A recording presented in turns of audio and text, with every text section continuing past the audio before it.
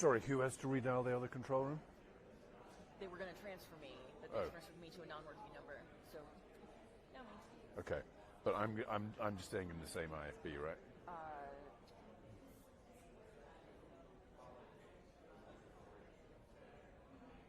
Hey Joshua, this is Andy with Nick. You should be on 6280. So I should change. Yeah, change IFBs. You sure?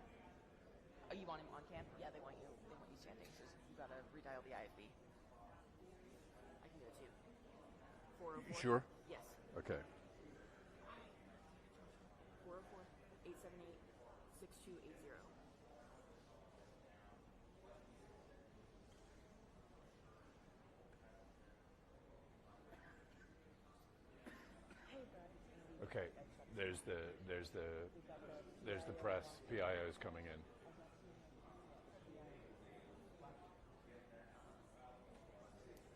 I do. Hi.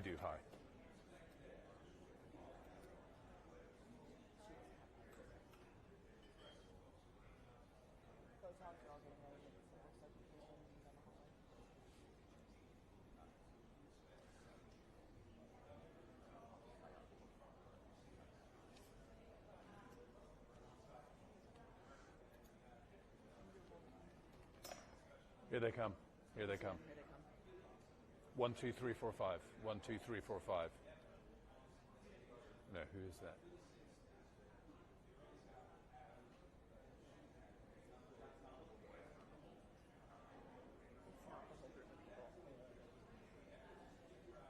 It's not the whole group that we're accepting.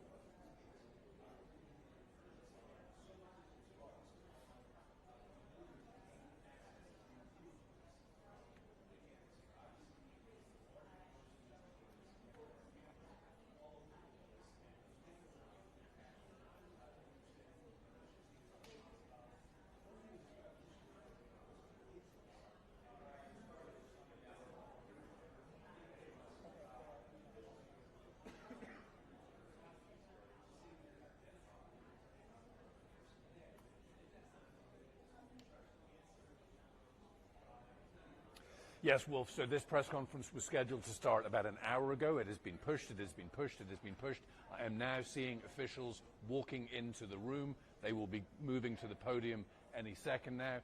I'm trying to see if I can see Kash Patel. I cannot so far. They are moving towards the podium, and we are going to get this information that now we have been waiting for about an hour for. So, officials moving towards the podium. There is Kash Patel, the director of the FBI. So I believe, Wolf, I should get out of the way, and we should see what these officials have to say. Good morning, ladies and gentlemen. At today's press conference, we will hear from Governor Cox, FBI Director Kash Patel, and Sheriff Mike Smith.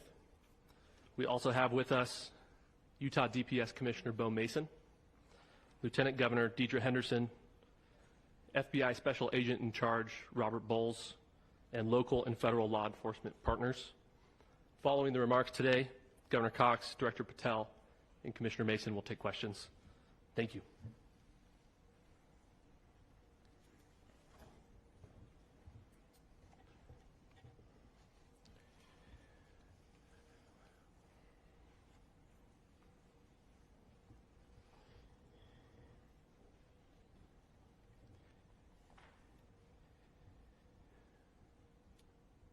Good morning, ladies and gentlemen. We got him. On the evening of September 11th, a family member of Tyler Robinson reached out to a family friend who contacted the Washington County Sheriff's Office with information that Robinson had confessed to them or implied that he had committed the incident. This information was relayed to the Utah County Sheriff's Office and scene investigators at Utah Valley University. This information was also conveyed to the FBI. Investigators reviewed additional video footage from UVU surveillance and identified Robinson arriving on UVU campus in a gray Dodge Challenger at approximately 8:29 a.m. on September 10th, in which he is observed on video in a plain maroon t-shirt, light-colored shorts, a black hat with a white logo, and light-colored shoes. When encountered in person by investigators in Washington County on September 12th, in the early morning hours, Robinson was observed in consistent clothing with those surveillance images. Investigators interviewed a family member of Robinson who stated that Robinson had become more political in recent years. The family member referenced a recent incident in which Robinson came to dinner prior to September 10th, and in the conversation with another family member, Robinson mentioned Charlie Kirk was coming to UVU. They talked about why they didn't like him and the viewpoints that he had. The family member also stated Kirk was full of hate and spreading hate. The family member also confirmed Robinson had a gray Dodge Challenger. Investigators identified an individual as the roommate of Robinson. Investigators interviewed that roommate, who stated that his roommate, referring to Robinson, made a joke on Discord. Investigators asked if he would show them the messages on Discord. He opened it and showed several messages to investigators and allowed investigators to take photos of the screen as each message was shown by Robinson's roommate. These photos consisted of various messages, including content of messages between the phone contact named Tyler with an emoji icon and Robinson's roommate's device. The content of these messages included messages affiliated with the contact Tyler, stating a need to retrieve a rifle from a drop point, leaving the rifle in a bush, messages related to visually watching the area where a rifle was left, and a message referring to having left the rifle wrapped in a towel. The messages also refer to engraving bullets and a mention of a scope and the rifle being unique. Messages from the contact Tyler also mentioned that he had changed outfits. I know there's been speculation as well as to the writing on those casings, those bullet casings, and I believe we have that as well. And I will share that with you now. So the area north of Campus Drive Road where the suspect crossed over, you saw some of that in the video that we released last night, consists of a grassy area with trees on the edge of the UVU campus. Investigators discovered a bolt-action rifle wrapped in a dark-colored towel. The rifle was determined to be a Mauser Model 98 30-06 caliber bolt-action rifle. The rifle had a scope mounted on top of it. Investigators noted inscriptions that had been engraved on casings found with the rifle. Inscriptions on a fired casing read, "Notices, bulges, capital O-W-O, what's this, question mark." Inscriptions on the 3 unfired casings read, "Hey fascist, exclamation point, catch, exclamation point." Up arrow symbol, right arrow and symbol, and 3 down arrow symbols. A second unfired casing read, "Oh Bella Chow, Bella Chow, Bella Chow, Chow Chow."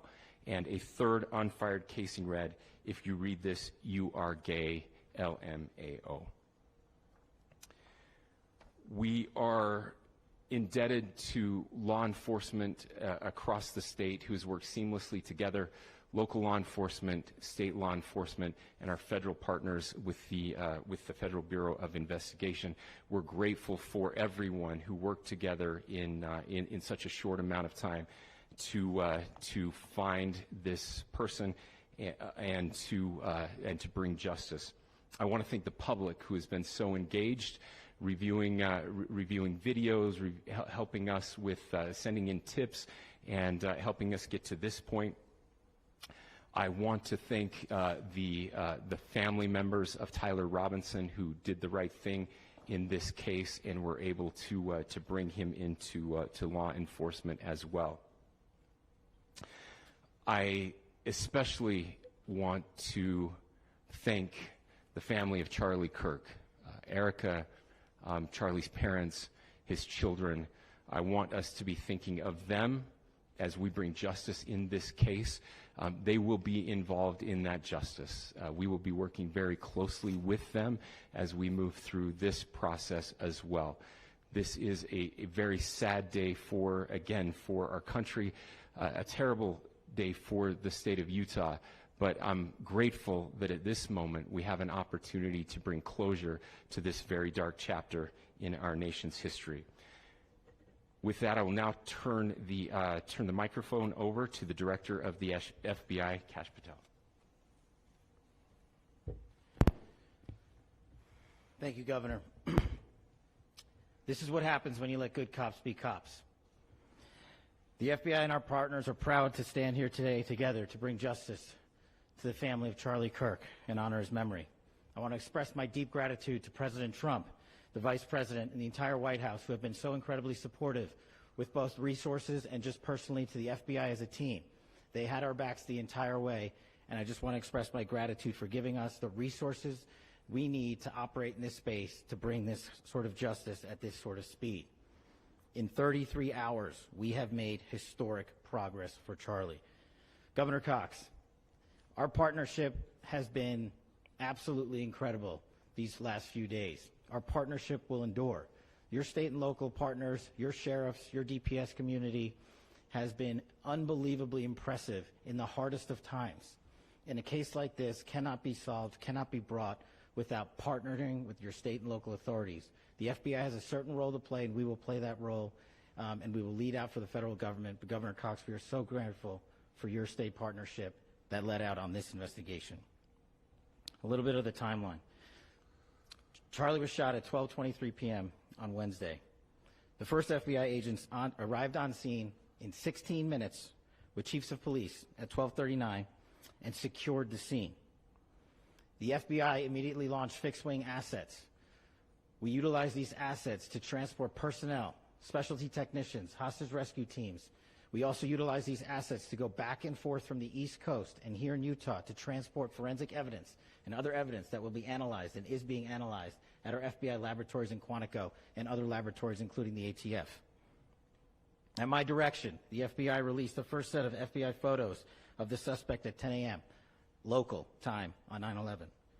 Then, shortly thereafter, the FBI reward of $100,000 was released at 10:45 a.m. local. Myself and Deputy Director Bongino arrived on the scene at approximately 5:30 p.m. on 9/11. The governor led a press conference last night at approximately 8 p.m., where at my direction, the FBI released a never-before-seen video of the suspect. We also released new images to the public of the suspect. And just last night, the suspect was taken into custody at 10 p.m. local time. In less than 36 hours, 33 to be precise, thanks to the full weight of the federal government and leading out with the partners here in the state of Utah and Governor Cox, the suspect was apprehended in a historic time period. And I want to highlight what Governor Cox said. This would not have been possible without you, the media, and you, the public. That's why we went so public, so fast, and we're so transparent, and we're committed to that transparency. The crime scene, just a little bit there. It is a large crime scene. State and local authorities, along with federal authorities, processed that crime scene quickly. And I even had the ability to walk through that crime scene and walk through the steps the suspect took to learn more about what was needed and what resources we needed to bear to create a full picture for the FBI and leadership back in Washington. Furthermore, thankfully to state and local partners, forensic evidence has been seized and continues to be garnered. Forensic evidence has already been evaluated at FBI laboratories in Quantico and state and local authorities here. We will continue to process evidence as we see it, as we collect it, and we will continue to deliver to Governor Cox and his team. Last night, we had a total of approximately 7,000 leads. As of this morning, thanks to your great work, we have over 11,000 leads that were called in to the FBI. And we are running out every single lead that we can. Every one of those leads will be run out. The arrest is a testament to the dedication of good law enforcement being great and partnerships in law enforcement, which I've tried to highlight as my tenure as the director of the FBI. There is no better relationship for law enforcement than the FBI to partner with state and local authorities, and you've seen it here in these last few days. The FBI Salt Lake Field Office, along with our offices in LA, Phoenix, Denver, San Antonio, Las Vegas, Pittsburgh, Buffalo, our headquarters component in Quantico, all participate in the FBI. I want to express my deep gratitude to the employees of the FBI, the men and women, the evidence response team tacticians, the special operators, the agents, the support staff.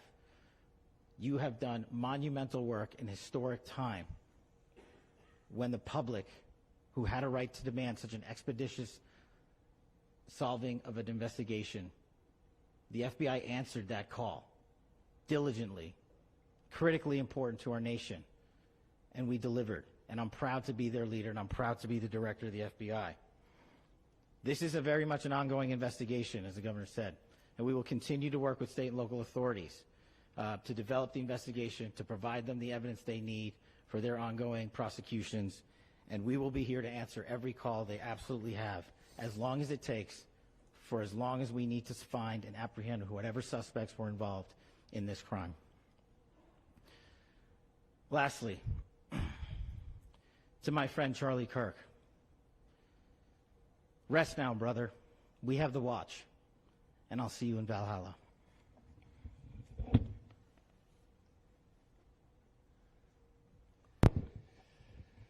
Thank you, and good morning. I would just like to take a few minutes as the sheriff to express my gratitude for everybody who has played a part in this investigation. As you know, it's been a vast, a complicated, and a very, very fast-paced investigation. You're looking at people standing up here who are running on, if they got an hour's sleep in the last couple of days, they're probably lucky.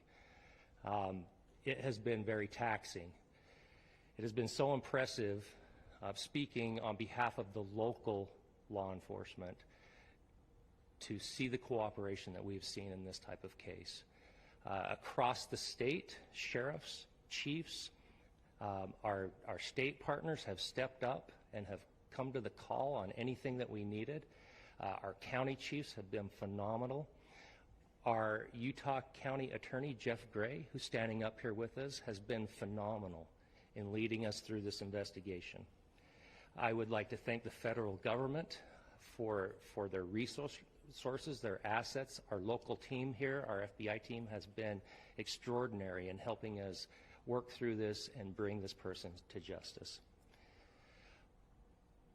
Most of all, I would like to thank the public, and specifically, I would like to thank the public who turned to prayers and who turned to positiveness for us.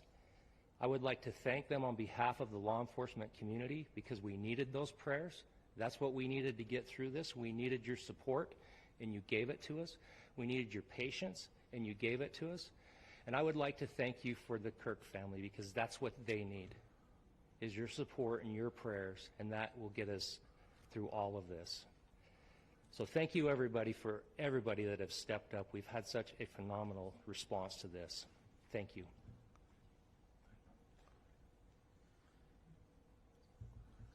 I also want to give a special thanks to the Attorney General and the Department of Justice. Their unwavering support and their commitment to justice is shown true here. And without AG Bondi and Deputy Attorney General Todd Blanche and the resources they brought to bear, we would not have been able to complete our mission. And I just want to say special thanks. It's an honor to be a part of the Department of Justice. Thank you again to our incredible law enforcement team who has worked so hard. Sheriff, I got a solid 90 minutes last night, so I'm probably the most well-rested person up here. Ladies and gentlemen, I get the microphone, so I hope you'll permit me a moment just to share a few more thoughts about where we are and how we got here, and maybe a little bit of where we go from here. I don't want to get too preachy, but I think it's important that we, with eyes wide open, understand what's happening in our country today. I've heard people say, well, why are we so invested in this? There's violence happening all across our country, and violence is tragic everywhere, and every life taken is a child of God who deserves our love and respect and dignity. This is certainly about the tragic death, political assassination of Charlie Kirk. But it is also much bigger than an attack on an individual. It is an attack on all of us It is an attack on the American experiment. It is an attack on our ideals. This cuts to the very foundation of who we are, of who we have been, and who we could be in better times. Political violence is different than any other type of violence for lots of different reasons. One, because in the very act that Charlie championed of expression, that freedom of expression that is enshrined in our founding documents, in having his life taken in that very act, makes it more difficult for people to feel like they can share their ideas, that they can speak freely. We will never be able to solve all the other problems, including the violence problems that people are worried about, if we can't have a clash of ideas safely and securely. Even, especially those ideas with which you disagree. That's why this matters so much. Over the last 48 hours, I have been as angry as I have ever been, as sad as I have ever been. And it was, as anger pushed me to the brink, it was actually Charlie's words that pulled me back. I'd like to share some of those. And specifically right now, if I could, I need to talk to the young people in our state, in my state, and all across the country. As President Trump reminded me, he said, you know who really loved Charlie? The youths. And he's right. Young people loved Charlie, and young people hated Charlie. And Charlie went into those places anyway. And these are the words that have helped me. Charlie said, when people stop talking, that's when you get violence. He said, the weak can never forgive. Forgiveness is the attribute of the strong. The only way out of the labyrinth of suffering is to forgive. Welcome without judgment, love without condition, forgive without limit. He said, always forgive your enemies. Nothing annoys them so much. A few months ago, I referenced this last night, Charlie posted to social media, when things are moving very fast and people are losing their minds, it's important to stay grounded.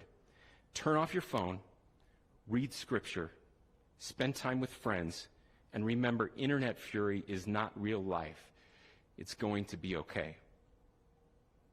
He again said, when you stop having a human connection with someone you disagree with, it becomes a lot easier to commit violence. He said, what we as a culture have to get back to is being able to have a reasonable agreement, where violence is not an option. Now, again, to my young friends out there, you are inheriting a country where politics feels like rage. It feels like rage is the only option. But through those words, we have a reminder that we can choose a different path. Your generation has an opportunity to build a culture that is very different than what we are suffering through right now. Not by pretending differences don't matter, but by embracing our differences and having those hard conversations. I think we need more moral clarity right now. I hear all the time that words are violence. Words are not violence. Violence is violence. And there is one person responsible for what happened here. And that person is now in custody and will be charged soon and will be held accountable. And yet, all of us have an opportunity right now to do something different. I want to thank my fellow Utahns. This bad stuff happens. For 33 hours, I was praying that if this had to happen here, that it wouldn't be one of us, that somebody drove from another state, somebody came from another country. Sadly, that prayer was not answered the way I had hoped for, just because I thought it would make it easier on us if we could just say, hey, we don't do that here. And indeed, Utah is a special place. We lead the nation in charitable giving. We lead the nation in service every year. But it did happen here. And it was one of us. But I want you to look at how Utahns reacted the last 2 nights. There was no rioting. There was no looting. There were no cars set on fire. There was no violence. There were vigils and prayers and people coming together to share their humanity. And that, ladies and gentlemen, I believe is the answer to this. We can return violence with violence. We can return hate with hate. And that's the problem with political violence, is it metastasizes. Because we can always point the finger at the other side.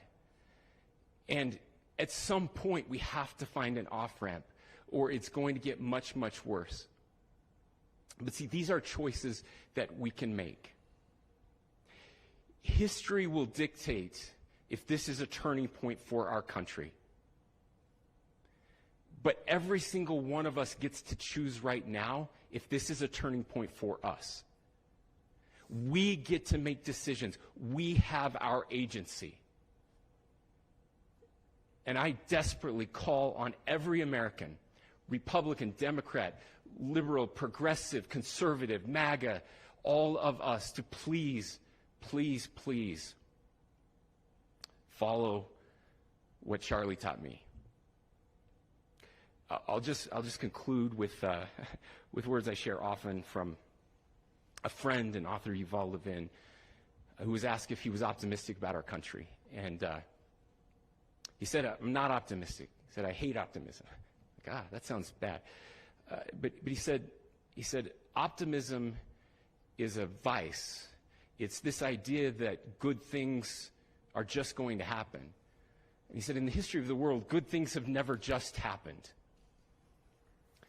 He says, I'm not optimistic, but I am hopeful. And hope is the virtue that sits between the vices of optimism and pessimism. Hope is the idea that good things are going to happen because we can make them so. I still believe in our country. And I know Charlie Kirk believed in our country. I still believe that there is more good among us than evil. And I still believe that we can change the course of history. I'm hopeful because Americans can make it so. Ladies and gentlemen, we're happy to answer any questions you might have. Governor, can you please speak to whether the suspect is speaking with authorities and his demeanor, Tyler Robinson, when he turned himself in? I cannot speak to that. Governor, how do you interpret the engravings on the case? Well, I will leave that up to you to interpret what those engravings mean. I think the clearest one that says "catch fascist," there's not, and by the way, that's like catch like a ball, catch this. That's I think that speaks for itself. Governor, you indicated that he had been communicating. Talk about this level of hatred that this person expressed in the dinner. Beyond that, is there anything in your view that you've discovered that may have radicalized or changed him to prompt him to commit such a horrific? There's nothing more that we can share at this time. Governor, you indicated that he had been communicating with a friend on Discord about the gun. Do you anticipate any more arrests? We do not at this time have any information that would lead to any additional arrests. Do you believe he acted alone? Yes. But the investigation is ongoing. How he came into custody of police and where he is right now? Yes, so right now, Mr. Robinson has been booked into the Utah County Jail. You heard the president this morning report that he was taken into custody, that his family and a friend helped to deliver him into custody of law enforcement in Washington County. For those of you that don't know where Washington County is, it is the southwesternmost part of the state of Utah. It's about a 3.5 to 4 hour drive from here, where we are right now, and that's where he lived and where they turned him in. Please, I go here. I can't share any more than what I've already shared. Yeah.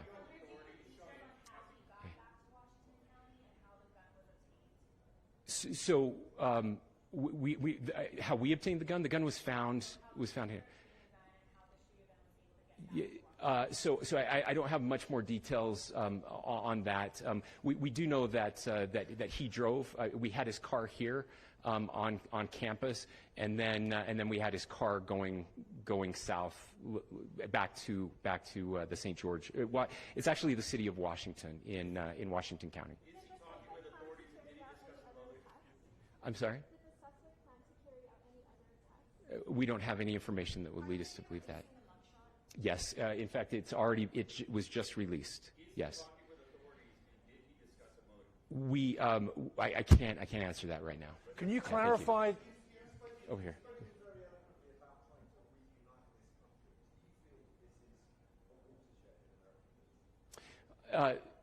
I absolutely believe that this is a watershed in American history. Yes. The question is, what kind of watershed?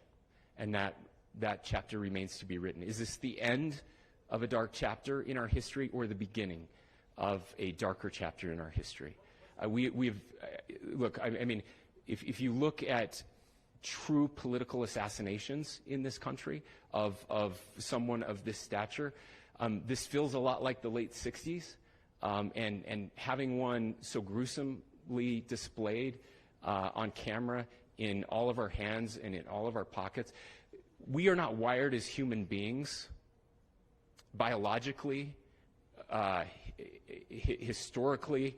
We have not evolved in a way that we are capable of processing those types of violent imagery. And by the way, we've seen another one with a gruesome stabbing very recently that went viral. This is not good for us. It is not good to consume. Social media is a cancer on our society right now. And I would encourage people to log off, turn off, touch grass, hug a family member, go out and do good in your community. That is happening, and it's happening organically right now. I had a friend in a small city in Utah who said, we're getting together, the Republicans and Democrats in my little town are getting together to have a discussion last night, just to find a way to find their better angels. So yes, this could be, I mean, again, you have to go back to JFK to have seen a video live of something like this happening. I wasn't born until 1975, but I know that things were really dark in the late 60s. Sorry to some of you. I know some of you were there. This is our moment. Do we escalate, or do we find an off-ramp? And again, it's a choice. It's a choice, and every one of us gets to make that choice. Two more questions right here. Could we clarify that the release of those enhanced images at 8 p.m., the timeline that Director Patel gave us, led to the arrest at 10 p.m.? Is there a direct connection between those two events? I cannot comment if there is a direct connection or not, but all I can say is that through some process, the family came to know that this had happened. One more thing, Governor. Could you just clarify the clothing issue you mentioned earlier? Was he changing outfits? Correct. Could you just clarify this? Yes. So when he's first spotted on campus, he has different clothing on, and then he changes clothing on the roof, and then changed back into that clothing at some point, so that when he was apprehended, when he was arrested, the clothing matched the clothing he had on before the shooting here at UVU. Last question here. Yes.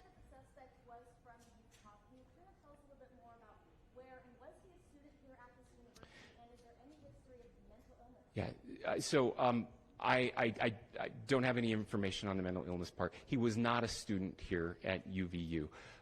He was living and had lived for a long time with his family in Washington County. in the southernmost part of our states. Thank you, everyone, for your great work in getting this information out. I would just say, process-wise, this may be important. I know many of you aren't familiar with the process in Utah. I think it's important that you understand that. Basically, we have 3 days for charging documents to be filed. A CI will be filed. We'll have more information then, more detailed information as those charging documents are filed in preparation for a preliminary hearing. So 3 days. So we would anticipate then that early next week those charging documents will be filed. We will obviously be working. The county attorney will be working very closely with Mr. Kirk's family as those documents and decisions are prepared and made. Thanks, everyone.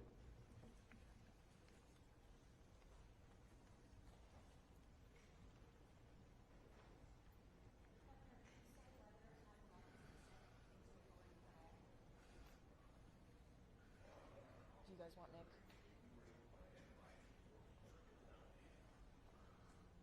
After John Miller, copy that. After what? After John Miller. So should I get in front of camera? Yeah, they are going. If you're still on the IFB, the same one.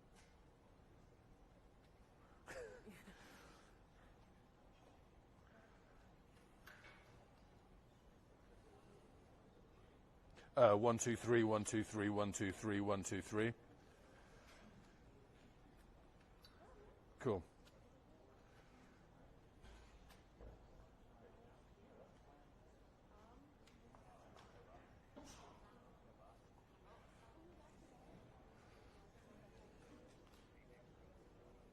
Great.